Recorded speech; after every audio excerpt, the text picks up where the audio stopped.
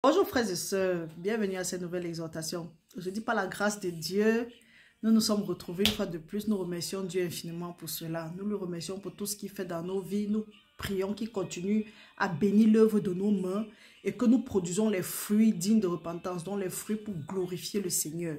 Donc frères et sœurs, ma sincère prière, c'est que le Seigneur commande à ses anges de continuer à camper autour de nous, de nos enfants, de nos frères et sœurs, pour nous arracher de tout danger à partir de maintenant au nom puissant de Jésus-Christ. Et que toute arme forgée contre nous, que ça reste nul et sans effet. Vous savez, nous sommes en fin d'année. La parole de Dieu dit qu'il n'y a rien de nouveau sous le soleil. Ce qui est a déjà été. Nous pouvons lire dans Psaume 130, 119 et 130. La parole de Dieu dit que la révélation de la parole de Dieu est claire et il donne de l'intelligence aux simples. Et plus tard maintenant, si nous avons la révélation, gloire à Dieu, mais Dieu dit ceci, que nous sommes détruits parce que nous n'avons pas la connaissance. C'est pour dire que l'ignorance est notre premier ennemi.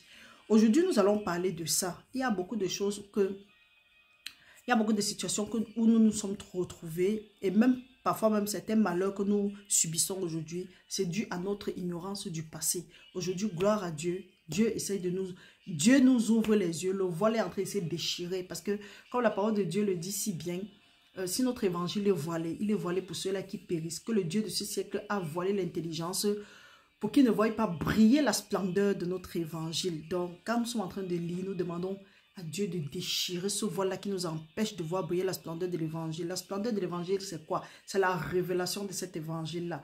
Donc, si nous avons la révélation de cet évangile-là, il y a beaucoup de choses que nous allons éviter.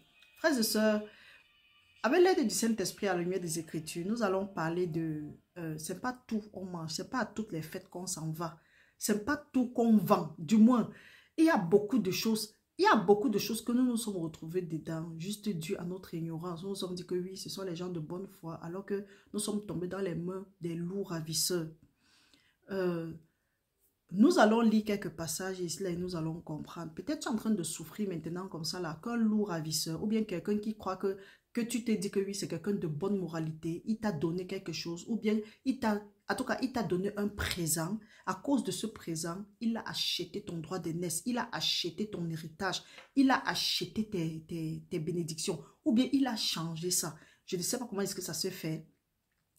Mais si la parole de Dieu dit que béni soit le Père de notre Seigneur Jésus-Christ qui nous a bénis de toutes sortes de bénédictions spirituelles dans les lieux célestes avant la fondation du monde. Pourquoi se fait-il que tu as comme impression que rien n'avance et dans les bénédictions que Dieu avait mis en place, il y a tout ce qui peut concourir à ton bien. Il y a tout ce qui peut participer à ton bonheur ici sur terre. Parce que Dieu dit que les projets qu'il a pour nous sont les projets de paix et de bonheur et non de malheur pour nous assurer un avenir plein d'espérance. Pourquoi est-ce que au lieu de vivre, tu suivis seulement? Pourtant, Dieu a dit que non, il veut que nous vivons et que nous vivons une vie d'abondance. Toi, tu es là, tu suivis. Tu as comme l'impression que les autres avancent, toi, tu stagnes. Qu'est-ce qui n'a pas marché? Qui a changé ta destinée? On a fait une étude ici, là, il y a de cela quelques temps, que qui a changé ta destinée? En ce moment-ci, comment est-ce que ça a été fait?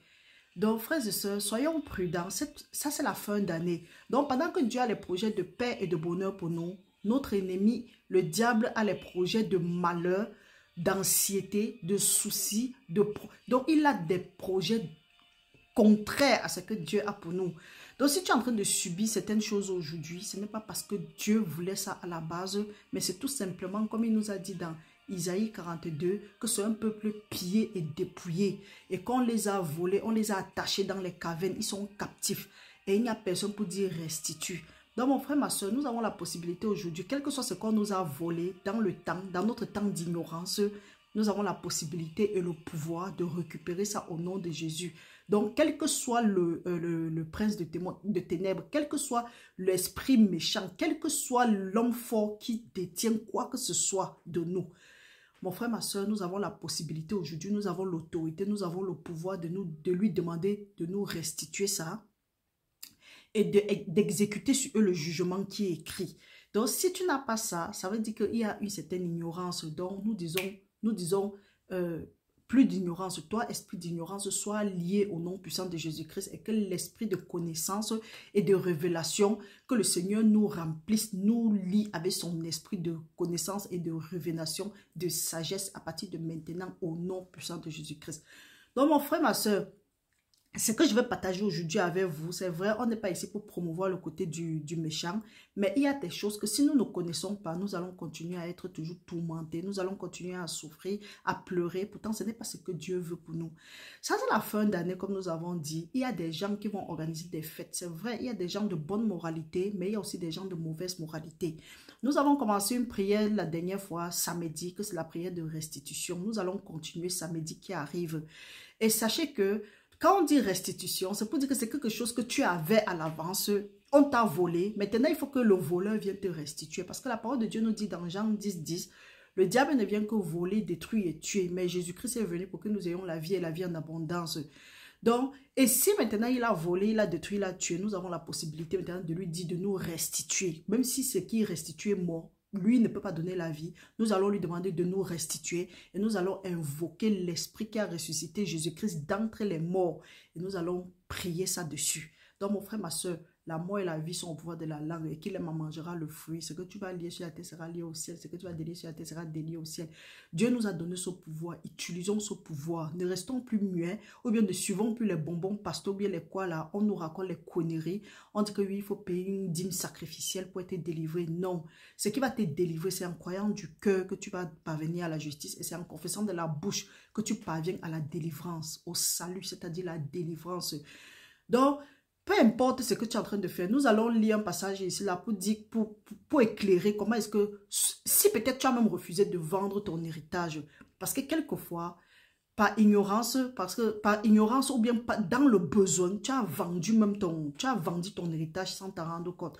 Nous avons l'exemple de Saul et de Jacob. Nous voyons que Saul a, dans le besoin, dans la famine, parce qu'il avait faim, il a vendu son héritage à son frère Jacob.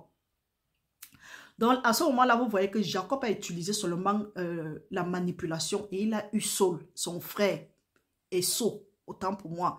Nous voyons que là, la destinée de Esau a été changée avec son accord. Plus tard, avant ça, nous voyons comment est-ce que Adam et Ève, toujours dans le mangement, ils ont changé la destinée qui avait été prévue pour leur descendance, nous plus particulièrement. Et nous allons maintenant lire un autre passage. Nous allons voir quelqu'un qui a refusé de vendre son héritage. Et vous allez voir comment est-ce que notre ennemi, le diable, est déterminé en ce qui concerne notre héritage, nos bénédictions. Donc, quand il te demande de vendre, tu ne vends pas. Il va utiliser la ruse. Il va aller il va aller parler de ça, exciter les gens à te détester, faire comme si ces gens-là vont venir faire comme s'ils sont tes amis, seulement pour détruire ton héritage. Et quand ils vont te détruire, s'ils n'ont toujours pas ce qu'ils ont, ils vont même te tuer. Donc, il y a certains domaines de nos vies qui ont été tués parce que nous avons refusé de vendre. Ils sont maintenant, on a dit, ok, comme tu ne veux pas nous donner, on va même te tuer. Donc, ils tuent un domaine de ta vie. Pendant que tu es en train de souffrir ici, eux, ils te regardent. Comme ils savent que là où ils ont laissé ça, ils te disent que tu ne seras jamais rien. Ou bien ils t'attribuent certains noms.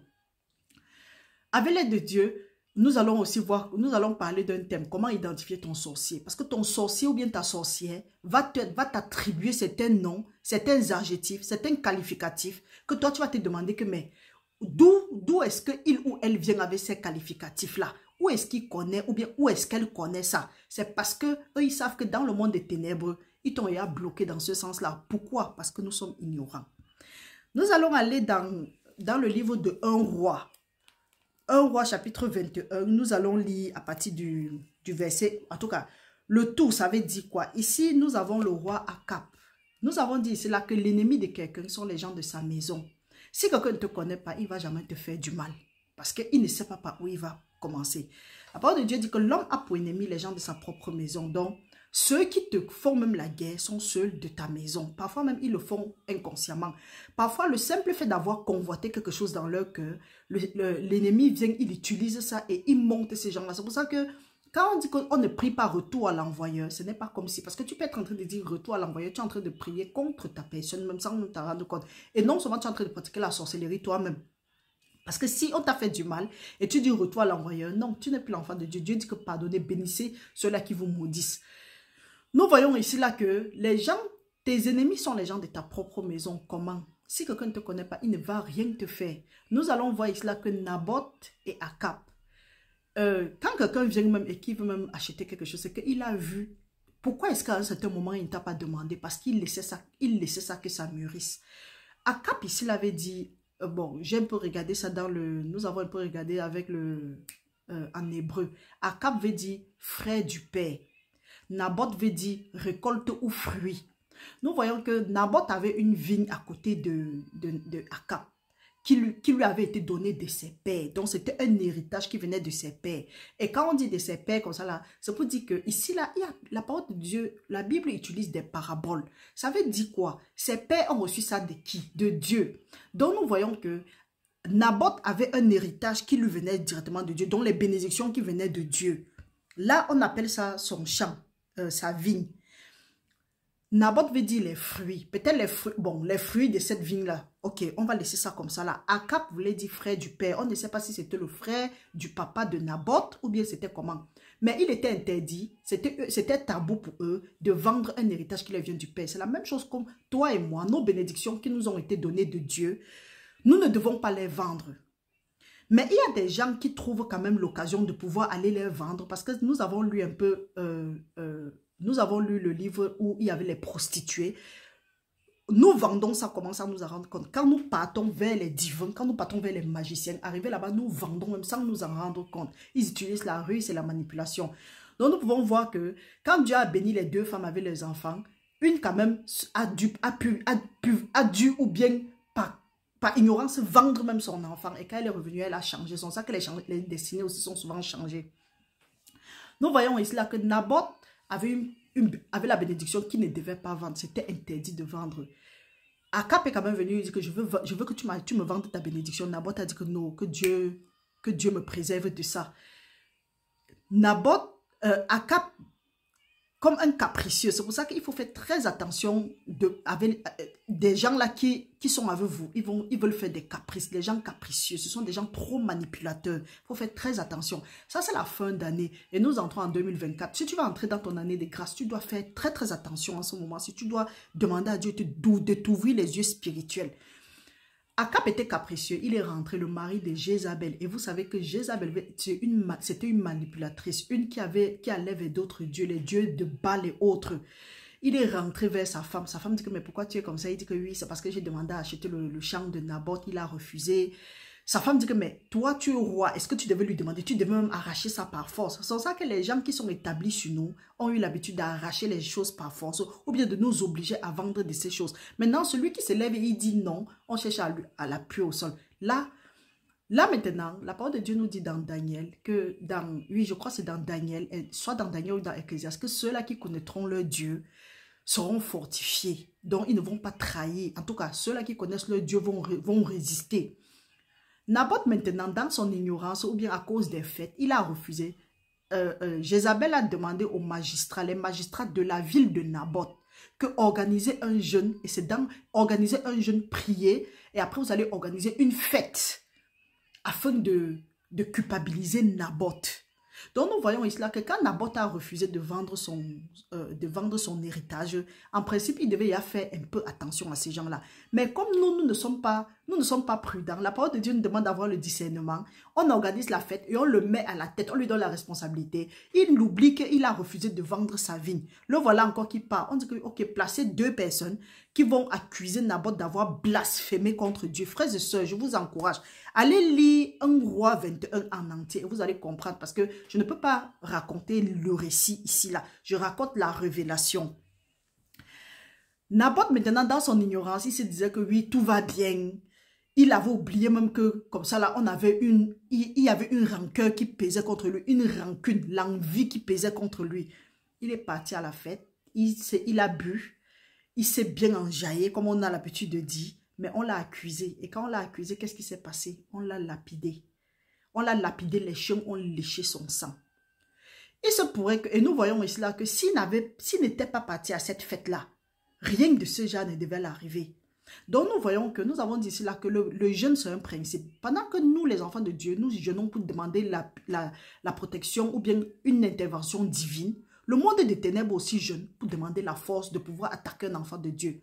Donc, si on réussit même à t'attaquer, que ce soit dans la sorcellerie ou bien dans quoi, si on réussit à t'attaquer, c'est que quelque part, tu as encore faibli. On t'a poussé à briser les commandements parce que le diable ne peut pas venir directement sauter sur toi et t'attaquer. Non, il te tend les pièges. C'est pour ça qu'on dit que le tentateur. Donc, nous voyons que Naboth est arrivé. Quand il a fait, il ne sait même pas ce qu'il a fait. On a dit que non, tu as blasphémé contre le roi et contre Dieu. On l'a accusé comme ça là. C'est pourquoi la parole de Dieu, et Dieu connaissait ça à l'avance. Il a dit que par le sang de l'agneau et la parole de notre témoignage, nous avons vaincu l'accusateur de nos frères. Et qu'il n'y a plus de condamnation pour ceux-là qui marchent non selon la chair, mais selon l'esprit. Donc si Naboth avait pris la peine de demander que Seigneur, est-ce que je peux aller là-bas? Le Seigneur devait lui dire, le Seigneur devait le mettre en garde. Donc ici, là, c'est une figure, donc c'est une parabole pour nous dire que là où nous ne devons pas nous lever, quand on nous invite, ça c'est la fin d'année, on va inviter les gens, que vous allez courir, vous partez, vous changez vos destinées. Parce que Naboth est décédé et Akab a pris son champ, a pris sa vigne qu'il voulait acheter. Donc, vous comprenez que parfois, c'est à certaines fêtes que vous avez participé, c'est à certains événements que vous avez participé, que vos bénédictions ont été récupérées. Parce que nous avons vu au départ que Naboth veut dire fruits, récolte. Le moment est venu peut-être que tu devais récolter. Ça, c'était le moment où tu devais avoir ta promotion. C'est le moment où tu devais avoir ton évaluation. C'est le moment où tu devais démarrer avec ton ministère. C'est le moment où tu devais faire quelque chose de précieux, quelque chose qui devait impacter ta génération, quelque chose qui devait glorifier Dieu.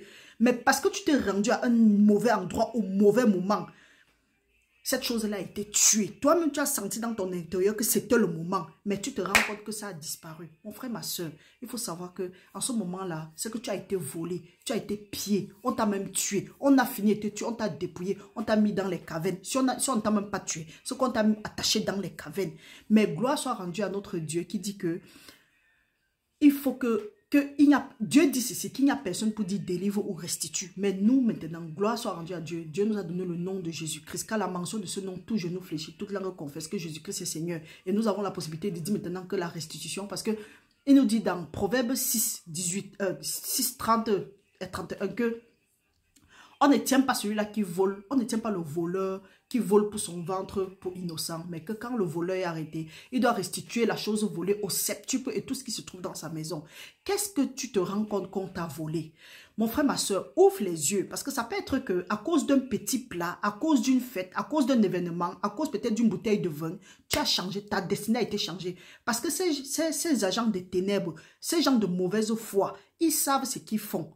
Peut-être parce que tu es toujours en train de dire que oh, je veux l'aide, je veux ceci, je veux cela. À cause de ça, on t'a donné quelque chose, on a changé ta destinée. C'est pour ça que beaucoup de ministères sont décédés ici dehors, sont éteints ici dehors parce qu'ils ont dit donner, donner, donner. On a donné quelque chose qui était maudit. Donc mon frère, ma soeur, quand tu regardes, tu observes ta vie, tu te dis que ok, tu as prié peut-être pour les malédictions générationnelles, tu as prié pour ceci, tu as prié pour cela, tu vois rien ne change. Est-ce que tu t'es posé la question à savoir, est-ce que l'affaire-ci, est-ce qu'on ne m'a pas par hasard volé seulement?